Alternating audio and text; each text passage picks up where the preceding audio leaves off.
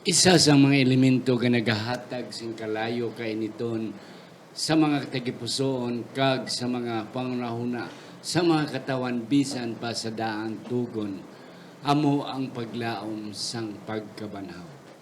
Ano nagidayan kita sini nga panahon nga aton mabalaan nga malapit na ang pagbalik sang Ginoo. Kabay pa nga ang paglaom sa pagkabanhaw hara man sa aton mga tagipusoon kag mga pangunahuna.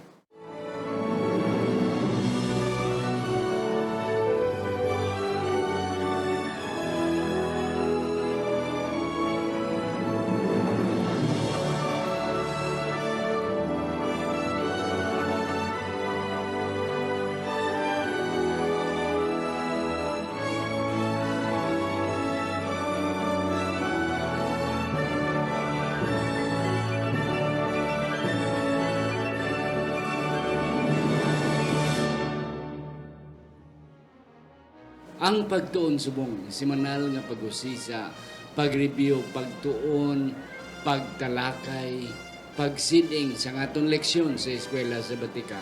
Kaginig na dala sa inyo sang Media Ministry Department sa aton iglesia diri sa Central Philippine Adventist College, diri sa Alegria Murcia, Negros Occidental, Philippines. Ako, si Pastor Luisito Tomado, ang inyong masunsun nga host sa sining aton Ilonggo Hiligaynon version sa aton nga pag-review sa aton Sabbath School lesson sa kada semana. Sa sining ation ari ang duwa nakon ka mga guest, mga kauturan, nagapasalig ako nga sila gid makabulig paghangop sa aton nga leksyon sa sining nga semana. Ang ako nunay pakilala sa inyo ang comebacking dugay nang wala nato na imbitar ari na sa subong liwat mga kauturan. Wala sang iban si Ma'am Ruby Campos, originally halin sa Leyte sa Waray, apang mga kauturan kabalo na siya maginilonggo, kabalo man siya magsinibuano mga kauturan. Isa siya sang aton mga professors diri sa School of Education, Sciences and Education, labi na gid sa English Department. Ma'am Ruby, mayong adlaw sa inyo. Maayong adlaw, Pastor. Ikalipay ko gid nga makiuban sa aton dinhi mga kauturan sa Media Ministry sa aton nga pagtuon subong nga aga. Yes, ma'am. Thank you very much, kid. Ay, kadwa na po napakalala, permino ninyo kinisiya makita. Isa sang atong mga backbone, mga kauturan diri sa aton simbahan, labi na gid sa School of Theology. Kay siya ang aton nga dean sa School of Theology diri sa CPC, Dr. Pastor Victor C. Montaño, Pastor. Mayong adlaw sa inyo. Mayong adlaw man, Pastor. Kag madamong salamat sa pag-imbitar nimo sa sining nga programa. Akong ginatamyaw ang aton nga mga kauturan nga padayon nga nagabantay sa nga programa. Kabay pa ang Dios magapakamaayo sa aton nga tanan. Kag may ara kita interest, tama ka interesting pagtuon subong nga adlaw. Yes, and that's correct, Pastor. Very interesting, Ma'am Ruby, ang atong tunang karon. Ari na kita sa lesson 4 sa aton nga fourth quarter sining tuig 2022. Ang title, Old Testament Hope, ang paglaom sa daan nga katipan. Aton hambalan mga kauturan, kung ano ini ang mga ginalauman nila sa unang kapanahonan. Apang sa hindi pa, ako na tamiyon ini ang aton nga mga sponsors nga sila makaturan ang nagahatag paglaom, nagahatag kainit sining aton programa. Nga ara kita kada semana, mabatian kita sa Radyo Bandera kada alas 8 media, tubtob alas 9:10, araman kita sa Hope Radio, sa Southern Mindanao, sa General Santos, Southern Negros, sa iban pa naton nga mga sa YouTube kag sa Facebook mga kauturan. Ang mga magulutod nga Marlene, Jimmy, and Anely Trino, ang mga magulutod nga Jenna Pihedero Ilumer and Sir Alex Pihedero, ang mag-asawa Juan and Myla Susana, Jet and Susan Caro, John Luciano and Goldie Joligi Jr., Mark and Meryl Mendoza, Kag Iboy, and Jessica ng Malabanan. Kabay pang ang Diyos, magapakamayo sa inyo. Mga kauturan, Sa hindi pa si Ma'am Ruby magbasa sa aton sa sarang nga teksto, aton na iduko ang aton mga ulo sa pagpangamuyo. Sa siningation, Ginoo, kami nagapalapit sa iyo. Una best, nagapasalamat kami sang kabuhi nga imo ginhatag karon. Kag salamat nga amon ini na palinton, amon ini na share sa amon mga hinigugma kag bisan pa sa amon maiban nga mga katawhan. Nga pangabay kami nga ikaw subong magaupod sa amon nga ang pinakamanami gid magaguwa Ginoo sa sining amon discuss pagsaysay sining nga leksyon 4. Salamat nga imo ginsabat kami sa amon pangamuyo kag ang influensya sang balaan nga espiritu ari sa amon tanan sa siningation sa ngalan ni Ginoong Hesus nga amon manunubo sa amen. Amen. Ma'am Ruby, ang aton sa sarang nga teksto. Akong pagbasahon dinhi, nagasling, bangod sa pagtuo ni Abraham, sang gintilawan, naghalad kay Isaac, kag siya nga nakabaton sang mga saad, handa sa paghalad sang iya bugto nga anak. 19. Siya nagkabig nga ang Diyos makasarang sa pagbanhaw sang mga tao bisan gikan sa mga patay. Gani, sa halimbawa, ginbatunan niya siya liwat. Amen. Amen. And that's correct. Pastor Vic and Ma'am Ruby, the Old Testament hope. Kung may ara nga single word nga nagahatag kalayo alidabdab sa mga tao nga daw desperado kala is the word hope. Kay sa mga ilunggo gani may ara na nga rambalanon nga makabuhi patay. Ang paglaom daw makabuhi patay. And that's it. So, ang aton nga tunan sa sining nga semana is kung ano ang naibalaan sa mga Old Testament, mga tao labi na kay Job, sa kay David, sa kay Isaias, kagbisan pa sa kay Daniel. Regarding sa ilang konsepto, regarding sa ilang pangunaw na nga beyond the grave, kaya ang kamatayon hindi niya mapunggan mo. Everybody understood nga ang kamatayon is inevitable, hindi mo ginmapunggan. But behind the death is the hope of resurrection. Yes, Pastor. Ano pang imong nga mga tugda diri? I agree pa, Pastor. Dok, no, tama ka importante ning topiko ta kay aton pagatunan ang tema sang pagkabanhaw sa Old Testament. Usually, madamo nga mga tao nagapati nga why sang pagkabanhaw, Yes. kung may aragid man sang pagkabanhaw, ang nagatudlo lamang sini amo ang bag-o nga katipan. Apang sa Old Testament po ay isang No, hindi gid ka na, oh. hindi klaro gid sa Old Testament apang sa aton nga leksyon nagapakita nga Yes.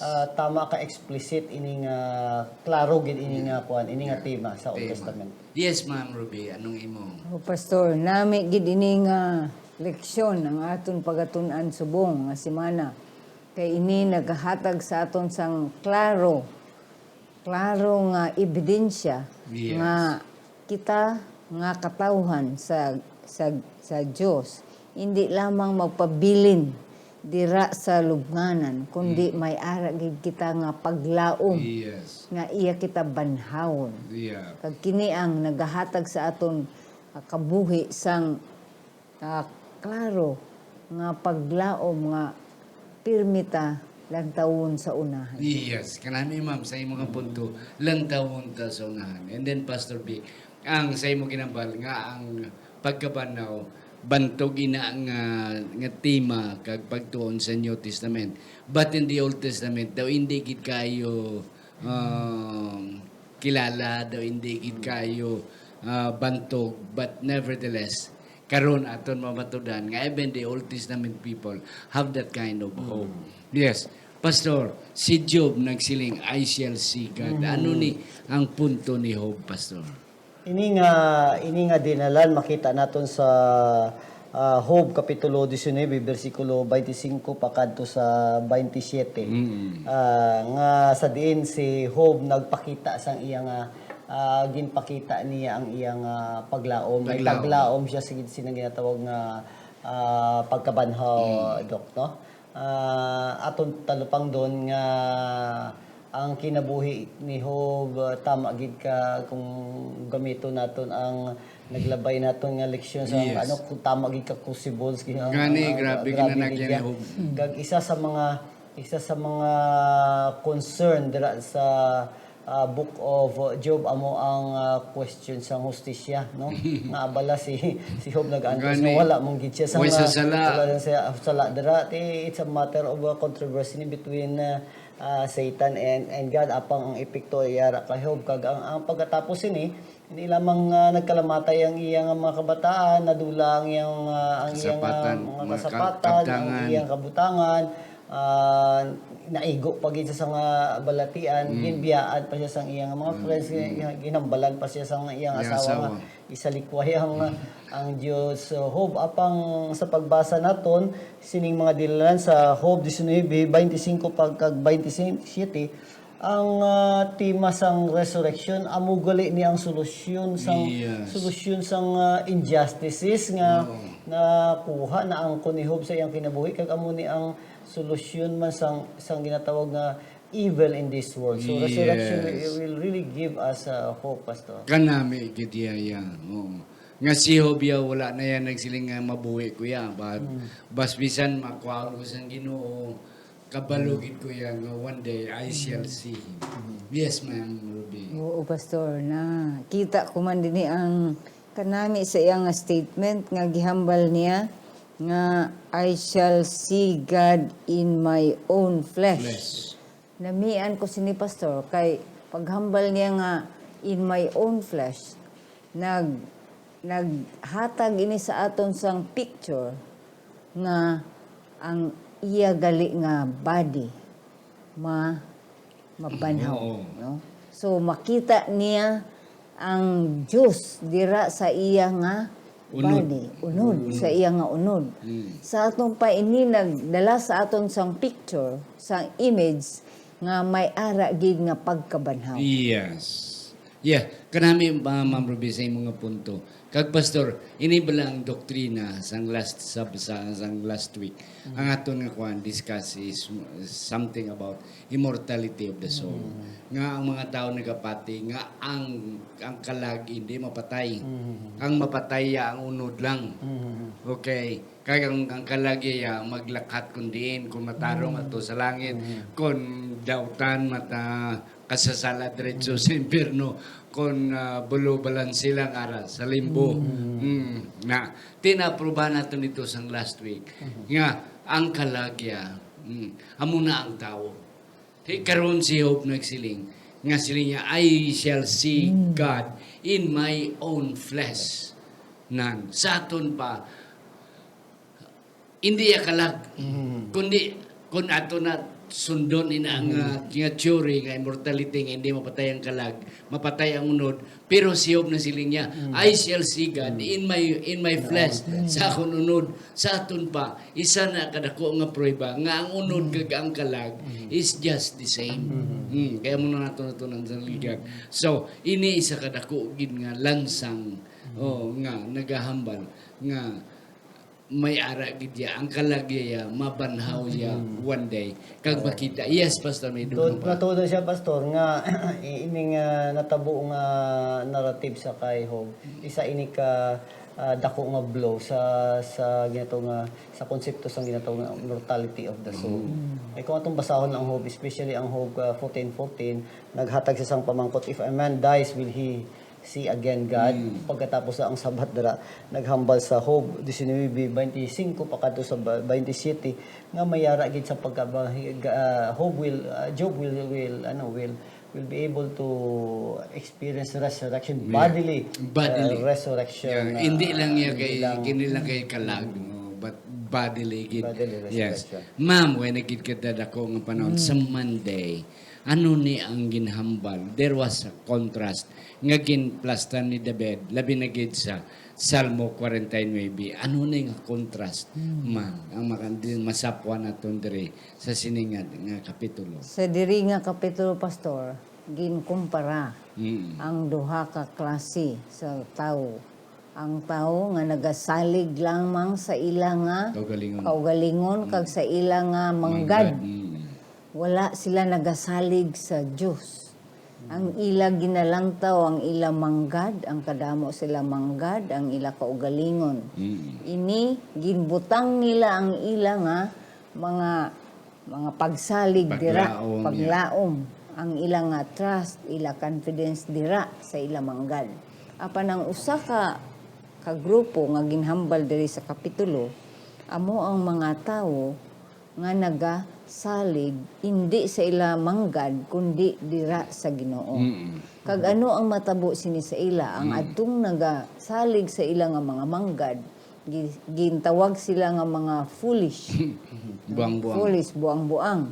Kag ang ila nga kamatayon, dira lang gid sila. Yes. Waay gid sila Wala na paglaom paglaom. sa pagkabanhaw. Amen.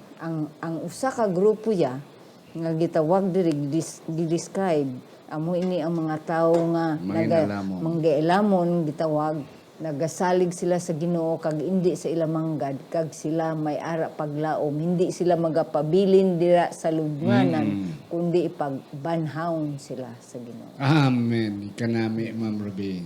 Bullseye git, Pastor. Ang imo, Pastor. I really agree. No? Kanami ibala kay ginhambal dira ang contrasting elements sa foolish person, between foolish person and a wise person. Ini siya ginbutang bala ang konsepto sang pagkabanhaw sa Book of Psalms. Ini didactic psalms ni siya, wisdom psalms nga nagahambal sang duha ka klase sang kahimtang sang tao. Either magkadto ka sa dalan sang mga buang-buang foolish person or piliun nimo ang dalan sa pagkamataro nga amo ni mga wise nga mga tao. So ginapakita ni David nga tama ka importante ining pagpili sang ginatawag wisdom or dapat masandig kita dito sa tao nga maalamon bangod kay may ara sang paglaom amo ni ang pagkabanhaw. Kag kanami bala pastor kay sa pag-check ko sa text ining Salmo 91 versikulo 16 nagahambal klaro gid siya, with long life I will satisfy him and let him see my salvation. Resurrection din ang konsepto pastor. Yep. So gin-connect ang konsepto sang resurrection dira sa Mesiyas. Nga ang Mesiyas amo lang ang paglaom naton nga kung ara kita sa iya mga maalamon kita nga tao kag pinaagi sa iya makaangkon kita sa Yes. paglaom. Kanami, Pastor. Amo na ang mga kauturan nga ang distinction between foolish and wise. Ang isa kadakong elemento sa wise nga ara kita sa Ginoo. May ara kita manggad kay ti ang mga wise nga mga tao may mga kamanggaran man. Pero hindi naton ibutang ang aton paglaom dira, ma'am. Ang mga foolish ya, ang mga buang-buang ya, ang ilan lang tanaw, ang ila nga mga kaptangan nga makatagkalipayan sila. And then, ang ilang konsepto nga kung napatay kita, no more hope. Wala na paglaom. Ang mga wise ya, they are not looking just today, but tomorrow, in the future.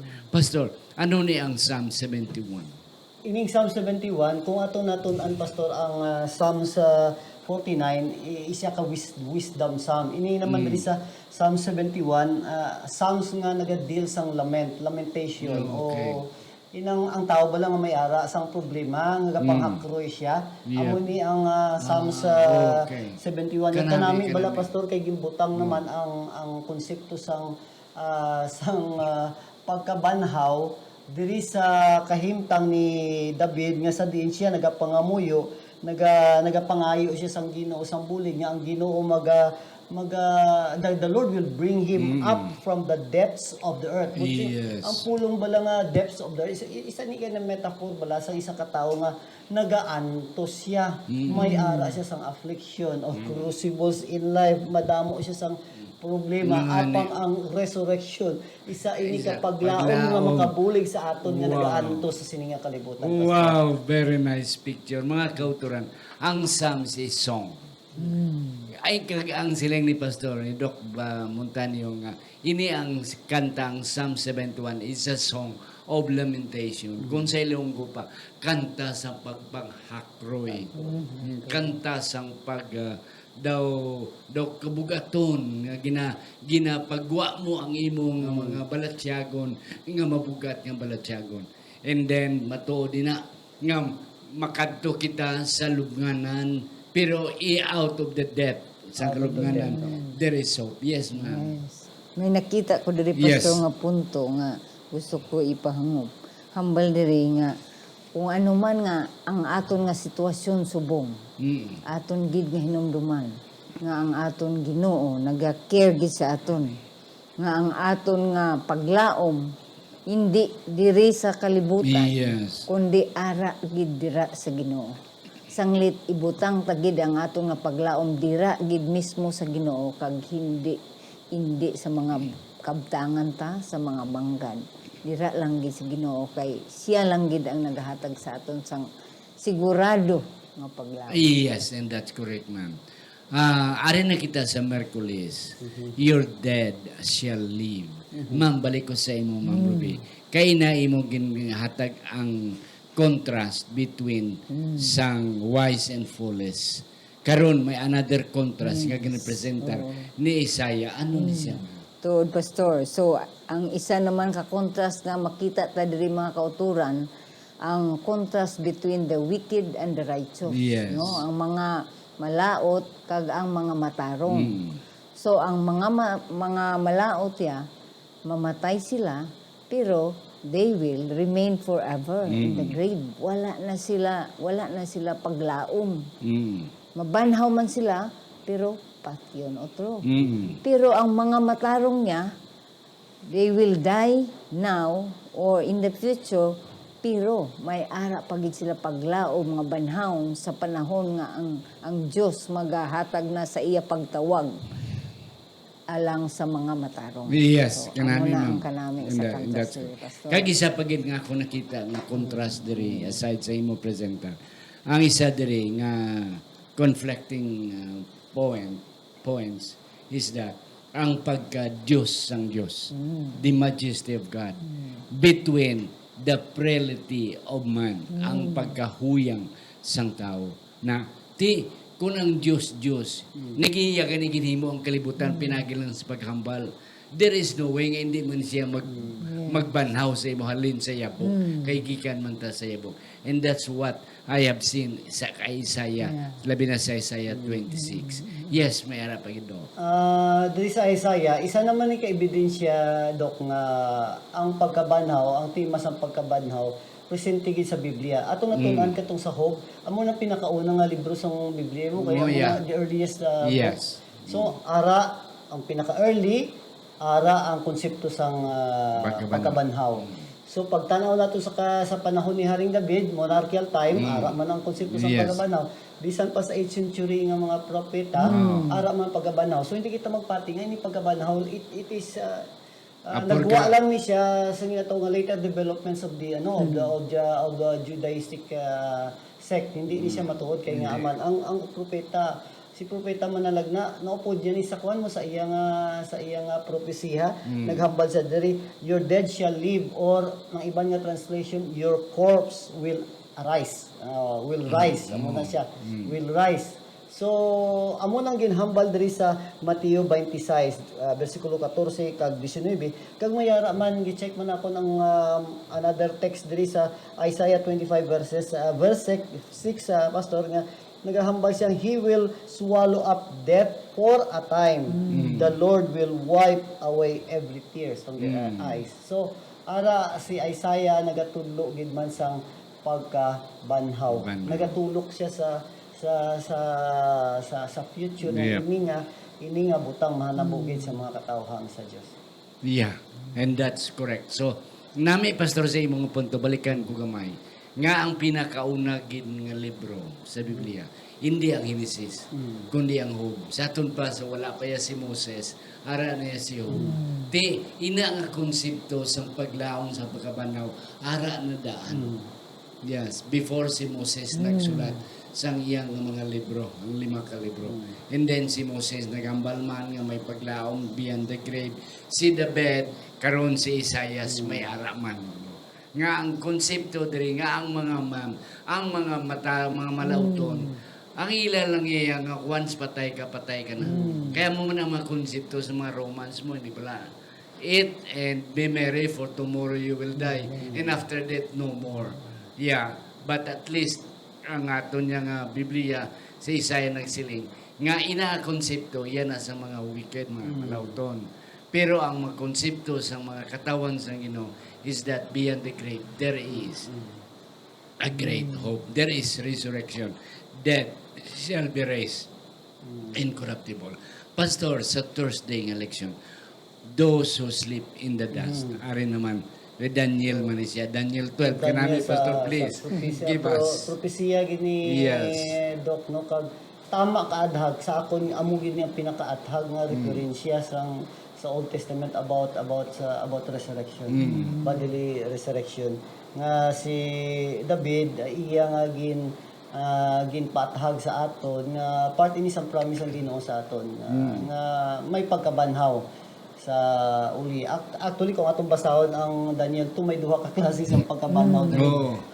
Pagkabanhaw to ang pagkabanhaw, resurrection to damnation and resurrection unto salvation. So tama gid kaatag ini nga ginhambal ni manalag na Daniel sa aton. Yes. So, before ako yata kay ma'am, kag Badok, ang ginambal man din isa na ko na talupangdan sa kay Daniel, labi na sa Daniel 12. Ang resurrection, hindi lamang sa mga matarong, kundi sa mga malauton man. Kasi Daniel lang sila nga, mabanhaw ang mga matarong dira sa pagkabuhi nga walay katapusan, kag ang mga malauton sa damnation o sa pagkaperdi o kon sa paglaglag. Yes, ma'am. Sa aton pa, Pastor, may mabanhaw gid man tuod ang mga malaot, pero ang ilang nga pagkabanhaw, Pastor, temporaryo lang. Yes. Hindi parehas sa mga matarong nga ang ilay nga pagkabanhaw forever to the resurrection, life resurrection nga forever or eternal. Pero ang iya sa mga wicked temporary lang kay pagka tapos sila banhawon, Pastor, mamatay man sila forever. Wala Yes. na. Ang kay Daniel ganiyang nga word diri everlasting content. Everlasting. At least dako man nga nga topiko, but the point is nga madula gid niya ang mga wicked, but they will have the same resurrection. Okay. Yeah, Pastor, may dugang ka. Matuod, Pastor, nga kung atong tanon ang dalagan sang Daniel 12, amo na ni ang concluding part sang iyang libro mo. Nga sa tapos nga natabo tong mga dalag ko nga gira nga makita naton diri sa Daniel 11, ang katapusan sini amo ang dako nga paglaom kay nga aman nagahambal dira sa Daniel 12 that in the midst of this great conflict, no, Michael the prince will arise. Kanami na siya, Pastor, kay nga man once nga magtindog si Michael, siyang mahimo gid naton nga every time Michael will stand or Jesus Christ na siya mo. Amo ni siya pirmi ang nagadepensa, ang nagabulig sa iyang mga katawhan. Nga ginadaog-daog sa in the midst of this conflict. Amo man ang aton nga panahon subong, tama ka. Budlay. Pag kinabuhi nato, tama ka budlay, grabe ang konflikto sa atong kinabuhi apang. Let us remember, Jesus Christ is in the sanctuary today and He is what? He is ministering on our behalf. Amen. And let us remember nga sa pagbalik niya when Michael will stand and comes again in this cloud, in this world, in this earth. I believe nga igahatag niya ang padya para sa iyang mga katawhan. Matutong mga katawhan amo na ang pagkabanhaw pakadto sa way katugtuban nga pagkinabuhi kag ang mayara man sang paghukom ang pagkabanhaw sa ngitawag nga hambal mo kay inaan to damnation or everlasting contempt. Yes. That's it, mga kauturan. Wala nagkikita pa na ang sorry lang gid Pero mga kauturan, kami nagapatigid ni Ma'am Ruby, ni Doc Vic, mga kauturan, nga amo nahatag sa inyo ang konsepto, ang dako nga pagtudlo sang daan nga mga katawan, daan nga testamento, nga mga katawan halin kay Job pagkadtugid sa mga letter prophets, mga kauturan, nga ang teaching, ang konsepto, ang idea sang pagkabanaw amo ang nagahatag sa ila sing dako nga paglaom to be with God always. Siling niyo bas bisan mapatay ako, I have hope of resurrection and I'll see my God bodily again. Ma'am, last word din, ma'am. Mga kauturan, kung ano man ang aton mga problema, mga challenges o sitwasyon subong, kung ara lang gid kita sa Ginoo nakatapon, hindi kita mabalaka. Kay nga may ara gid kita paglaom, bisan kita madula sini nga kalibutan. Temporaryo ina, kung ara ka sa Ginoo, sigurado nga makaangkon ka sinang pagkabanhaw ngadto sa walay katapusan. Amen. Kanami. Yes, Doc Vic. Ang pagkabanhaw, Doc, kag mga kauturan, isa ini ka kanami nga pagtulunan sa Biblia. Ato natun-an karon ang pagkabanhaw diri sa Old Testament. Sa sunod naman nga semana, ang pagkabanhaw naman nga makita nato sa New Testament, ang experience sa pagkabanhaw sa mga katawhan sang Dios. Ini nga pagkabanhaw magahatagid sa aton sang dako nga paglaom. Kung atong basahon ang mga teksto nanungod sa pagkabanhaw sa Old Testament, atong makitaan nga ining pagkabanhaw naara siya sa konteksto nga sa din ang mga katawhan sa Dios nagaanto sa sining pagkinabuhi naton. Sa kay Job, sa kay David, sa kay Daniel, initanan sila may ara sang pareho ang gid nga mga experiences ang kinabuhi. Kaya ginahambal man diri nga pinaagi sa pagkabanaw amo ini ang nagahatag sa ila sang paglaom nga sa pihak sining mga gumuntang sing kinabuhi, salig lamang kita sa Ginoo kay siya lamang ang magahatag sang hustisya sa aton pinaagi sang pagkabanaw nga ginaman niya para sa aton. Yes, mga kauturan, ang aton kabuhi subong diri sa kalibutan is not all. Hindi lang amo niyang tanan. There is more beyond the grave. There is more beyond tomorrow, mga kauturan. Kabay pa, nga muna ang aton dapat tundumon. Kaga muna ang aton dapat tagaan sindako nga attention. What will be tomorrow? Because tomorrow is a hope. Mga kauturan, diri sa kalibutan, damo problema. Nami tani kung magbalik na buwas ng Ginoo. Kay we will have all be there. We will all be there. Dito sa walay katapusan nga kalipayan.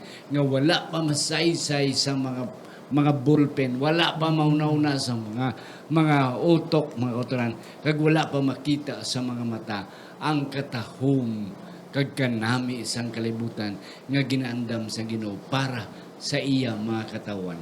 Ikaw bala isa sa mga katawan sa Ginoo?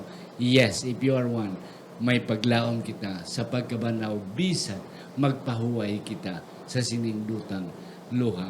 Amen. Pastor Vic, kindly close our meeting. Magaluko kita sa aton nga ulo sa pagpangamuyo. Ikaw nakakita sa amon nga mga pagsulay, pag-antos sa sining nga kalibutan, Ginoo.